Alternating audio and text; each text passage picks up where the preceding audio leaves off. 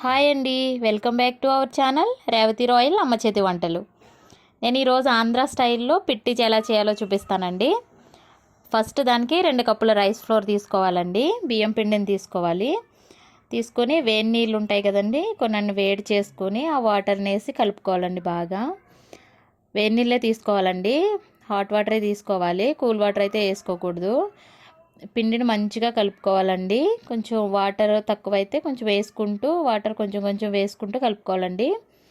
చూడండి నేను కలుపుతున్నాను కదా వీడియోలో, అలా ఆ కన్సిస్టెన్సీ వచ్చేంత వరకు కలుపుకోవాలండి. పిట్టి చాలా మంచిదండి, అసలు లేడీస్కి అయితే చాలా మంచిదండి. పీరియడ్స్ టైంలో అది పిట్టి తింటే చాలా బాగుంటుందండి. మా అమ్మ ఎప్పుడు మాకు రెగ్యులర్గా చేసి పెట్టేదండి. సో నేను ఎందుకు వీడియోలో చేయొద్దు అని చెప్పి అనుకుని మీకు చేసి చూపిస్తున్నానండి. ఇలా మనం ఇడ్లీ గిన్నెని తీసుకొని అందులో కొన్ని వాటర్ వేసుకొని సేమ్ ఇడ్లీ రేక్ ఎలా పెట్టుకుంటామో అలా పెట్టేసుకోవాలండి. ముందుగా ఒక క్లాత్ని కొంచెం వాటర్తో పులిమేసుకొని పెట్టుకోవాలండి. ఆ క్లాత్ని అందులో పెట్టుకొని మనం పిండి ఉక్కబెడతాం కదండి, అలా పిండిని ఉక్కబెట్టేసుకోవాలండి. చూడండి నేను వీడియోలో చూపిస్తున్న విధంగా క్లాత్ మీద మొత్తం పిండిని వేసుకుంటున్నానండి. పిండిని వేసేసుకొని మంచిగా మొత్తం స్ప్రెడ్ అయ్యేంత వరకు బాగా కలుపుకుంటూ స్ప్రెడ్ చేసుకుంటూ వేసుకోవాలండి. తర్వాత క్లాత్ ఉంది కదండి, క్లాత్ని అటువైపు ఇటువైపు మొత్తం క్లోజ్ చేసుకోవాలండి.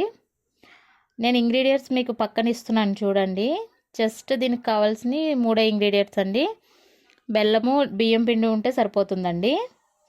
ఇలా ఫోల్డ్ చేసేసుకోవాలండి. నేను వీడియోలో చూపిస్తున్న విధంగా ఫోల్డ్ చేసేసుకొని మూత పెట్టేసుకొని జస్ట్ మన ఇడ్లీ ఎలా అయితే ఉడకబెట్టుకుంటామో అలా గ్యాస్ మీద పెట్టుకుని ఒక 10 మినిట్స్ అయితే సరిపోతుందండి. 10 to 15 మినిట్స్ హైలో పెట్టుకొని బాగా ఉడకనివ్వాలండి.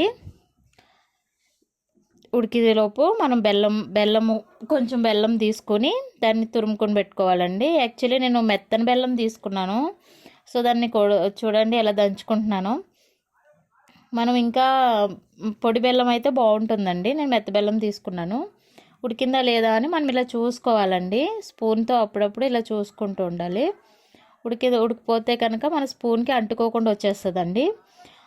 ఉడికిపోయిన తర్వాత తీసేసుకొని వేడిగా ఉన్నప్పుడే బెల్లం కలిపేసుకోవాలండి. చూడండి ఎంత చక్కగా ఉడికిందో, అసలు చాలా బాగా ఉడికిందండి. పొడి పొడిలాడుతూ ఉంది. దీన్ని అంతటిని ఒక గిన్నెలోకి వేసేసుకోవాలండి. నేను వేస్తున్నాను చూడండి. అలానే ఒక గిన్నెలోకి వేసేసుకోవాలి. చూడండి చాలా బాగా వచ్చింది పిట్ అనేది చాలా బాగా వచ్చిందండి. పొడి పొడిలాడుతూ వచ్చింది. అలా ఉండలు లేకుండా కలిపేసుకుంటూ ఉండాలండి. తర్వాత బెల్లం తీసుకుని వేసుకోవాలండి. బెల్లం వేసుకొని బాగా మిక్స్ చేసుకోవాలండి. మనకి చూడండి బియ్యం పిండి బెల్లం వల్ల చాలా బెనిఫిట్స్ ఉంటాయండి, చాలా హెల్దీ కూడా అండి. అందుకే మా అమ్మ మాకు బాగా చేసి పెట్టేదండి. సరే ట్రై చేద్దాం కదా అని చెప్పి చేశానండి. చూడండి ఇలా మిక్స్ చేసుకోవాలి. బాగా మిక్స్ చేసుకున్న తర్వాత ఇలా పొడి పొడిలాడుతూ వస్తుంది. అంతే అండి, వేడి వేడి పిట్టి రెడీ అయిపోయిందండి. సబ్స్క్రైబ్ చేసుకోండి.